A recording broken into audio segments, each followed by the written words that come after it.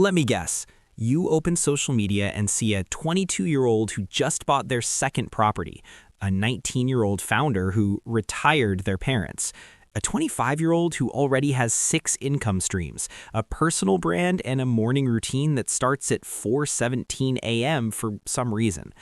And you sit there thinking, I'm behind. Maybe you're 28 and switching careers. Maybe you're 35 and just learning about investing. Maybe you're 42 and finally starting the business you've been thinking about for a decade. And there's this quiet, uncomfortable thought that creeps in. If I was going to win, I should have started earlier. That assumption feels logical. The earlier you start, the better. Compound interest loves time. Skill stacks build faster when you begin young. The market rewards first movers. But here's the part nobody talks about. Starting late can be a psychological advantage, not a consolation prize, not a coping story, an actual advantage. Let me show you why. There's this powerful bias in our brains called the early success illusion. We overestimate how much early achievement predicts long-term dominance. We see the prodigy who went viral at 21 and assume they're set for life. But when researchers study long-term career trajectories, especially in entrepreneurship and investing, they find something more complicated. Many early winners plateau. Why? Because early success often locks in identity too fast. If you become the genius at 19, your brain starts protecting that label. You avoid risks that might threaten it. You repeat what already works instead of evolving. You optimize for maintaining status instead of building depth. When you start late, you don't have that illusion. You're not chasing applause. You're chasing clarity. There's something psychologically different about the 35-year-old who starts investing compared to the 18-year-old who does it because a YouTuber told them to. The older starter has context. They've felt financial stress. They've made mistakes. They understand the cost of inaction in their bones. That changes your relationship with money. Think about cooking. If you start cooking at 12 because your parents make you, you might follow recipes mechanically. But if you start at 30 because you're tired of bad takeout and wasted money, you pay attention differently. You taste more carefully. You experiment with intention. Motivation shifts from external to internal. Psychologists call this intrinsic motivation.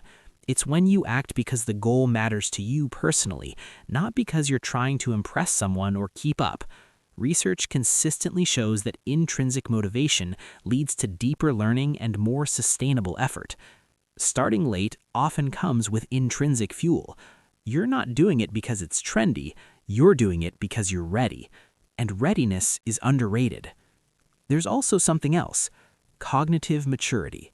Your brain, especially the prefrontal cortex, the part responsible for long-term planning and impulse control, fully matures in your mid to late 20s. When you start building wealth at 30, 35, or even 45, you're operating with a different level of emotional regulation than you had at 19. You've seen markets crash. You've seen hype cycles come and go. You're less likely to throw your savings into the next shiny thing because your brain has pattern recognition. Pattern recognition is power. In finance, especially, the ability to say, I've seen this movie before, can save you a fortune. Starting late also means you've likely accumulated what psychologists call crystallized intelligence. That's the knowledge and experience you build over time. It's different from raw processing speed. It's judgment. It's wisdom. It's knowing which advice to ignore. The 40-year-old starting a business might not move as fast as the 22-year-old coder pulling all-nighters, but they might choose better markets, hire better people, avoid catastrophic mistakes. Speed is loud. Judgment is quiet. And in money, quiet wins often compound. There's a story economists like to reference about so-called late bloomers. When researchers analyzed high-impact entrepreneurs, they found that the average age of successful startup founders was not 21, it was around 40. That doesn't mean young founders can't win, it means experience matters more than we like to admit. But the pressure to start early isn't just about opportunity, it's about comparison. Your brain is wired for social ranking. It constantly scans your environment and asks, where do I stand? When you see someone younger achieving milestones you haven't reached, your nervous system interprets that as a drop in status, and status feels like survival. In evolutionary terms, being low status in a tribe meant fewer resources, so your body reacts with urgency, even shame. But here's the twist. Your timeline is not a public leaderboard. The pressure to start early is amplified by visibility. You don't see the thousands of people who started early and quietly failed. You see the rare outliers who made it. It's like walking into a casino and only noticing the jackpot winners. You don't see the piles of lost chips. When you start later, you're often starting with a more realistic map of the terrain. You've watched other people try. You've learned from their mistakes without paying the full tuition. That's leverage. There's also emotional resilience. If you start late, chances are you've already been humbled by life in some way. A failed relationship, a job loss, a financial setback. Those experiences build psychological flexibility, the ability to adapt when things don't go as planned. Early success sometimes creates fragility. If everything worked the first time, your brain doesn't build tolerance for failure. So when something eventually breaks, it hits harder. The late starter has already survived disappointment. That makes them dangerous in the best way. They don't romanticize the grind. They respect it.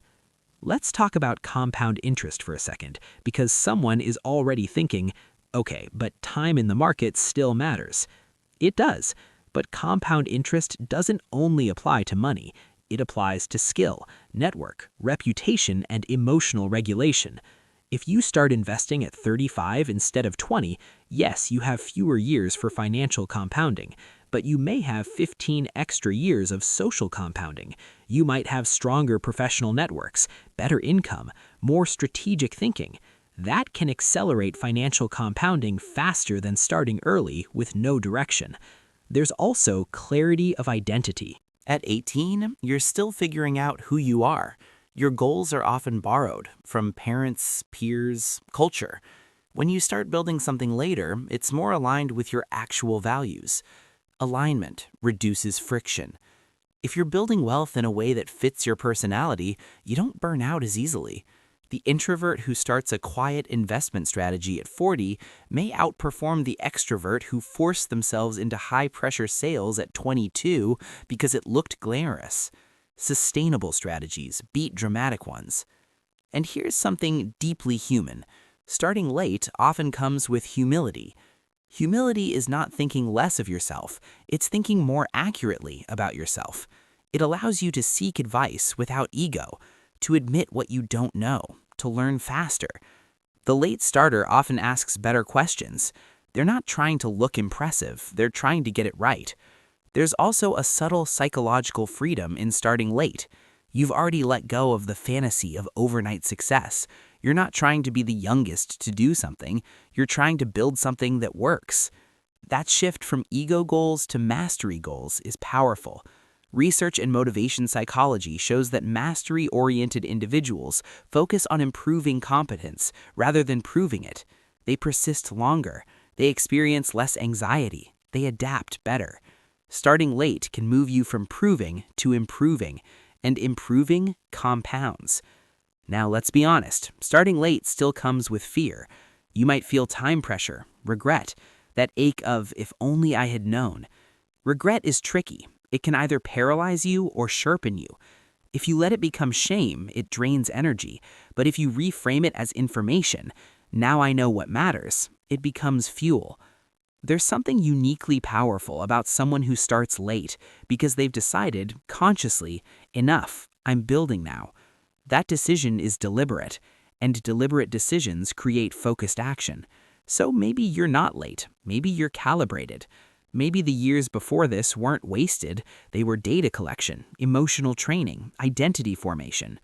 The world loves prodigies because they make good headlines, but long-term success often belongs to people who started when they were ready, not when they were pressured. There's a quiet strength in not rushing your becoming. If you're starting late, you're not competing with 20-year-olds. You're competing with your previous self, and that's a race you can actually win. The real question isn't why didn't I start earlier, it's what advantages do I have now that I didn't have then? Experience, perspective, network, emotional control, clarity. That's not weakness, that's leverage. So if this resonates, if you've been carrying that quiet feeling of being behind, pause and look at your timeline differently. You might not be late. You might just be starting with depth. And depth builds differently. Slower sometimes, but stronger.